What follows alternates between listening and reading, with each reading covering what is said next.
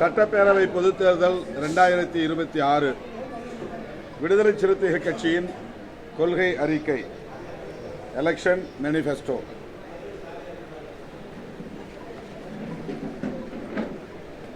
பனிரெண்டு பேஸ் பொருளில் எங்களுடைய கொள்கை நிலைப்பாடுகளை தேர்தல் கொள்கை அறிக்கையாக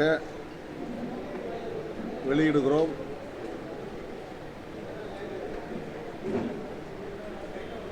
எந்தெந்த பிரச்சனைகளில் நாங்கள் கூடுதல் கவனம் செலுத்த இருக்கிறோம், முதன்மைத்துவம் அளிக்க இருக்கிறோம் என்பதை மையப்படுத்தி இந்த தேர்தல் கொள்கை அறிக்கையை வரையறை செய்திருக்கிறோம். இருமொழி கொள்கை, கடலும் காடும் கனிமமும் நமதே, விலையில்லாத கல்வியை பெறுவோம், மருத்துவத்தை அடிப்படை உரிமை ஆக்குவோம், மக்கள் தொகைக்கேற்ப இடஒதுக்கீடு பெறுவோம், மகளிருக்கு 50 விழுக்காடு இடஒதுக்கீட்டை உறுதி செய்வோம், தனியார் துறைகளிலும் சமூக நீதியை வென்றெடுப்போம், உழுபவருக்கு நிலம் இருப்பவருக்கு இடம் என்னும் கொள்கையை நடைமுறைப்படுத்துவோம், சிறுபான்மையினரை காத்திட சிறப்பு சட்டம் இயற்ற போராடுவோம், காவல்துறை மற்றும் சிறைத்துறை ஆகியவற்றை சீர்திருத்த பாடுபடுவோம், மது மற்றும் போதைப் பொருட்களை ஒழிப்பதற்கான விழிப்புணர்வை பரப்புரையை மேற்கொள்வோம், ஆணவ கொலைகளை தடுத்திட சிறப்பு சட்டம் இயற்ற பாடுபடுவோம். இந்த 15 கருப்பொருளை அடிப்படையாக கொண்டு எமது கொள்கை அறிக்கை வரையறுக்கப்பட்டுள்ளது.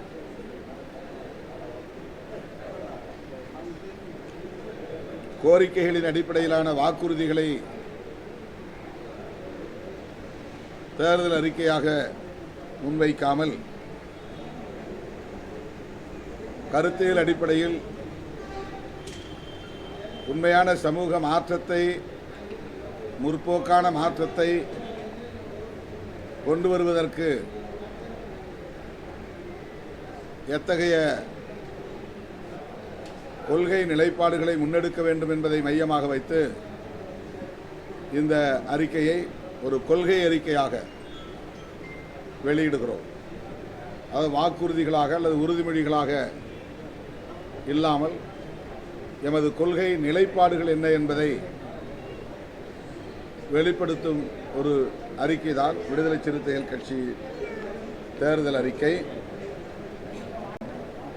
குறிப்பாக டெல்லியில் கோலோச்சி கொண்டிருக்கிற பாரதிய ஜனதா அரசு, சங் பரிவார்களின் அரசு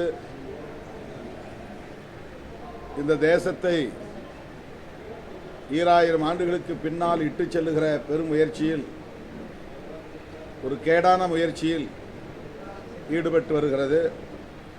ஒரே தேசம், ஒரே கலாச்சாரம், ஒரே தேசம் ஒரே தேர்தல் என்கிற அடிப்படையில் அரசமைப்பு சட்டம் முன்மொழியக்கூடிய பன்மைத்துவத்தை சிதைக்கிற வகையில் பாஜக அரசு திட்டமிட்டு காய்களை நகர்த்தி வருகிறது. 16ஆம் தேதி, 17ஆம் தேதி, 18ஆம் தேதி ஆகிய 3 நாட்களில் சிறப்பு கூட்டத்தொடரை அறிவித்திருக்கிறார்கள். பெண்களுக்கு அரசியல் களத்தில் இடஒதுக்கீடு, நாடாளுமன்ற தொகுதிகளுக்கான மறுவரையறை ஆகியவை குறித்து சட்டம் கொண்டு வருவதற்கான ஒரு சிறப்பு கூட்டத்தொடரை பாஜக அரசு நடத்துகிறது. கேரளா, தமிழ்நாடு, மேற்கு வங்கம் ஆகிய முக்கியமான 3 மாநிலங்கள் பாண்டிச்சேரி, அசாம் ஆகிய பகுதிகளிலும் சட்டப்பேரவைக்கான பொதுத் தேர்தல்கள் நடைபெறுகிற இந்த சூழலில் இந்த மாநிலங்களை சார்ந்த நாடாளுமன்ற உறுப்பினர்கள் இந்த கூட்டத்தொடரில் பங்கேற்க இயலாத சூழல் இருந்தும் உள்நோக்கத்தோடு இந்த கூட்டத்தொடரை நடத்துகிறார்கள். பெண்களுக்கான இடஒதுக்கீடு தொடர்பாக அரசமைப்பு சட்டத்திலே திருத்தம் கொண்டு வர வேண்டும். அரசமைப்பு சட்டத்திலே திருத்தம் கொண்டு வர வேண்டுமானால் 2/3 மடங்கு 2 பங்கு பெரும்பான்மையை உறுதிப்படுத்த வேண்டும். அதற்கு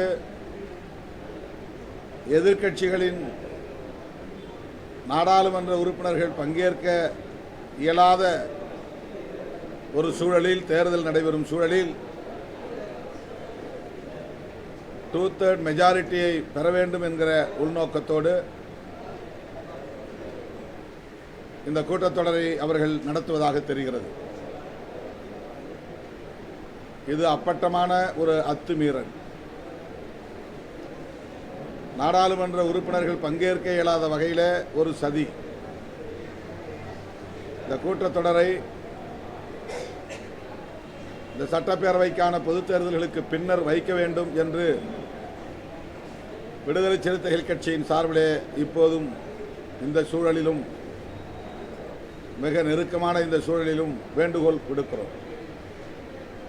16, 17, 18 இன்றைக்கு தேதி 14. இதுவரையில் இந்த 3 நாட்களில் என்ன செய்யப்போகிறார்கள் என்பது குறித்த எந்த அறிவிப்பும் செய்யவில்லை. இதெல்லாம் மரபுக்கு மீறியது, மரபுக்கு எதிரான நடவடிக்கை, மரபு மீறலாகும். இடையில் ஒரே நாள் தான் இருக்கிறது. ஆனால் இதுவரையில் லிஸ்ட் ஆஃப் பிசினஸ் என்ன என்பது அறிவிக்கப்படவில்லை. என்ன மசோதாவை அறிமுகப்படுத்த போகிறார்கள், எது குறித்து விவாதிக்கப் போகிறோம் என்பது குறித்து எந்த அறிவிப்பும் இல்லை. இப்படிப்பட்ட ஒரு எதேச்சதிகார பாசிச பாஜக அரசின் சதி அரசியலை முறியடிக்கக்கூடிய வகையில் எமது அரசியல் நடவடிக்கைகளுக்கான வியூகங்கள் என்ன என்பதை வெளிப்படுத்தும் ஒரு அறிக்கை தான் விடுதலை சிறுத்தைகள் கட்சியின் கொள்கை அறிக்கை. அதில் நாங்கள் இருமொழிக் கொள்கையை வலியுறுத்துகிறோம். இந்தி பேசாத பிற மாநிலங்களில் திட்டமிட்டு இந்தி திணிப்பு முயற்சியில் பாஜக அரசு தொடர்ந்து ஈடுபட்டு வருகிறது. தமிழ்நாடு உள்ளிட்ட இந்தி பேசாத மாநிலங்களில் மத்திய ஒன்றிய அரசின் நிறுவனங்களுக்கு இந்தியிலே பெயர் வைக்கிறார்கள். ரயில்வே, விமான நிலையம் உள்ளிட்ட பல பொது துறைகள், ஒன்றிய அரசுக்கான நிறுவனங்கள் ஆகியவற்றுக்கு இந்தியிலேயே பெயர் வைக்கிறார்கள். இந்திய ஒன்றிய அரசு அறிவிக்கக்கூடிய திட்டங்கள் யாவற்றுக்கும் இந்தியிலேயே பெயர் வைக்கிறார்கள். இவையெல்லாம் திட்டமிட்டு ஒரே தேசம் ஒரே மொழி என்கிற நிலையை எட்டுவதற்காக செய்யப்படுகிற முயற்சி. இந்தியா என்கிற ஒரே தேசம், இந்தி என்கிற ஒரே மொழி, இந்தியா என்கிற ஒரே தேசம், இந்து மதம் என்கிற ஒரே மதம், இந்தியா என்கிற ஒரே தேசம், இந்துக்களின் கலாச்சாரமே இந்தியாவின் கலாச்சாரம் என்கிற ஒரே கலாச்சாரம். ஆக இங்கே பன்மொழி, பல மதம், பல கலாச்சாரம் என்கிற பன்மைத்துவமே கூடாது என்று எண்ணுகிற ஒரு பாசிச அரசு இங்கே செயல்படுகிறது. இது இந்திய அரசமைப்பு சட்டத்திற்கு எதிரானது. ஆகவே பாசிச பாஜக அரசின் நடவடிக்கைகளுக்கு எதிராக, அவர்களின் சதி முயற்சிகளுக்கு எதிராக எமது கொள்கை நிலைப்பாடுகளை நாங்கள் எங்களுக்கான போராட்ட வியூகங்களாக அறிவிக்கிறோம். இருமொழி கொள்கையை நடைமுறைப்படுத்துவோம் என்பது. அதேபோல கடல், வனம், கனிமம் ஆகியவற்றை இந்திய ஒன்றிய அரசு தங்களுக்கான சொத்தாக கருதி அதற்கேற்ப சட்டத்திட்டங்களை வரையறுக்கிறார்கள். கூட்டாட்சி தத்துவத்திற்கு எதிரான நடவடிக்கைகளில் ஈடுபடுகிறார்கள். மாநில அரசுக்கான அதிகாரங்களை தட்டி பறிக்கிறார்கள். மாநில உரிமைகளையும் பறிக்கிறார்கள். அதற்கு எதிராக எமது கொள்கை நிலைப்பாடு கடல், காடு, கனிமம் ஆகியவை அந்தந்த மாநிலத்திற்குரிய மக்களுக்கானது என்பதை வலியுறுத்த அதை நிலைநாட்ட போராடுவோம். அதேபோல கல்வி தனியார்மயமானதன் மூலம் இன்றைக்கு விலை கொடுத்துதான் கல்வியை பெறும் நிலை இருக்கிறது. அதுவும் ஏழை எளிய மக்கள் அந்த கல்வியை பெற முடியாத தூரத்திற்கு, எட்ட முடியாத தூரத்திற்கு போய்விட்டது. எனவே கட்டணம் இல்லாத அல்லது விலை இல்லாத கல்வியை பெறுவதற்கு எமது இயக்கம் போராடும். மருத்துவம் மிக மிக கல்வியை எப்படி நாம் மிக இன்றியமையாத ஒன்றாக பார்க்கிறோமோ அதை போல மருத்துவமும் மிக இன்றியமையாத ஒரு தேவை.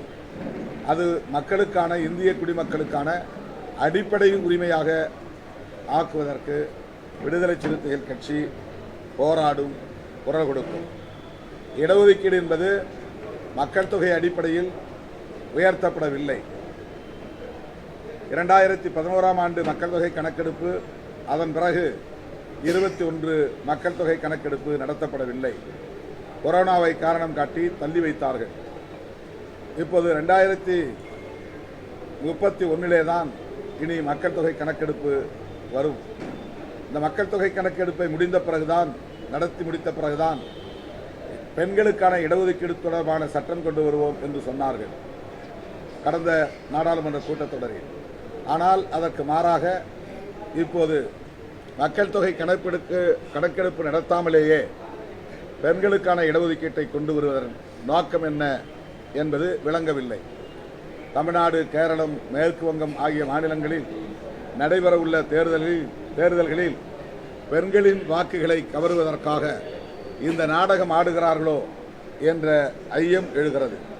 எனவே இடஒதுக்கீட்டை, கல்வி, வேலைவாய்ப்பில் வழங்கப்படுகிற இடஒதுக்கீட்டை மக்கள் தொகைக்கு ஏற்ப உயர்த்த வேண்டும், சாதிவாரி கணக்கெடுப்பையும் நடத்த வேண்டும் என்கிற வியூகத்தை விடுதலை சிறுத்தைகள் கட்சி முன்வைக்கிறது. மகளிருக்கு 33% இடஒதுக்கீடு என்ற ஒரு கருத்து நீண்ட காலமாக பேசப்பட்டு வருகிறது. மக்கள் தொகையில் பாதி அளவில் இருக்கிற மகளிருக்கு 1/3 பங்கு இடஒதுக்கீடு தருவோம் என்பதும் மகளிருக்கு எதிரான ஒரு நிலைப்பாடாக விடுதலை சிறுத்தைகள் கட்சி கருதுகிறது. எனவே மகளிருக்கான இடஒதுக்கீட்டை 50 விழுக்காடாக உயர்த்த வேண்டும் என்று விடுதலை சிறுத்தைகள் கட்சி போராடும். தனியார் மயம் என்பது தீவிரமாக நடைபெற்று வருகிறது, வெகு வேகமாக நடைபெற்று வருகிறது. அரசு, மாநில, மத்திய அரசுகள், அரசு துறைகள் மற்றும் பொதுத்துறைகள் ஆகியவற்றில் மட்டுமே இடஒதுக்கீடு நடைமுறையில் இருக்கிறது. இது ஒட்டுமொத்த வேலைவாய்ப்பில் 15% தான். 85% மேலாக தனியார் துறைகளின் கட்டுப்பாட்டில் உள்ளன. அவையும் 15% இப்போது தனியார் மயப்படுத்துகிற வேலைகளில் பாஜக அரசு தீவிரமாக ஈடுபட்டு வருகிறது. இந்த நிலையில் தனியார் துறைகளிலும் இடஒதுக்கீட்டுக்காக, சமூக நீதியை நிலைநாட்டுவதற்காக போராடுவோம். உழுபவருக்கு நிலம், இருப்பவருக்கு இடம் என்கிற அடிப்படையில் இந்திய குடிமக்களுக்கான, தமிழ் மக்களுக்கான இருப்பை, அவருடைய எக்ஸிஸ்டிங் ஸ்டேட்டஸ், அவருடைய இருப்பை உறுதி செய்வதற்கு நிலத்தில் உரிமை, குடியிருப்புக்கான இடங்களில் உரிமை, சட்டப்பூர்வமான உரிமை வென்றெடுப்பதற்கு போராடுவோம். சிறுபான்மையினர், இந்த பாசிச பாஜகவின் அமைப்புகளாக உள்ள சங் பரிவார்களால் மிக கடுமையான அச்சுறுத்தல்கள் நிகழ்கின்றன. பாதுகாப்பற்ற நிலையில் இருக்கிறார்கள். ஆகவே சிறுபான்மையினரை பாதுகாப்பதற்கென்று சிறப்பு சட்டம் இயற்ற தொடர்ந்து குரல் கொடுப்போம், போராடுவோம். காவல்துறையும் சிறைத்துறையும் மறுசீரமைப்பு செய்யப்பட வேண்டும், ஜனநாயகப்படுத்தப்பட வேண்டும். அங்கே நிலவுகிற மிக மோசமான மனித உரிமை மீறல்கள், கொடூரமான குரூரமான ஒடுக்குமுறைகள் ஆகியவற்றை எல்லாம் களைந்தெறிய சீர்திருத்தம் வேண்டும் என்பதை தொடர்ந்து வலியுறுத்துவோம். மது மற்றும் போதைப் பொருட்களை ஒழிப்பதற்கான விழிப்புணர்வை பரப்புரைகளின் மூலம் தொடர்ந்து மேற்கொள்வோம்.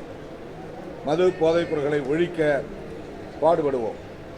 ஆணவ கொலைகள் இன்றைக்கு இந்தியாவின் ஒரு தேசிய பிரச்சனையாக மாறியிருக்கிறது. ஆணவ கொலைகளை தடுக்க இந்திய ஒன்றிய அரசு சட்டம் இயற்ற வேண்டும் என்பதை தொடர்ந்து வலியுறுத்தி வருகிறோம். அது தொடர்பாக மாநில அரசுக்கும் உரிமை இருக்கிறது. மாநில அரசும் ஆணவ கொலை தடுப்புச் சட்டத்தை இயற்ற முடியும். ஆகவே ஆணவ கொலைகளை தடுத்திட சிறப்பு சட்டம் இயற்ற விடுதலை சிறுத்தைகள் கட்சி அதற்கான வியூகத்தை அமைத்து போராடும் என்பதையும் ஒரு கொள்கை நிலைப்பாடாக விடுதலை சிறுத்தைகள் கட்சியின் தேர்தல் அறிக்கையை வரையறுத்திருக்கிறோம். அதனை வெளியிடுவதில் மகிழ்ச்சி அடைகிறோம்.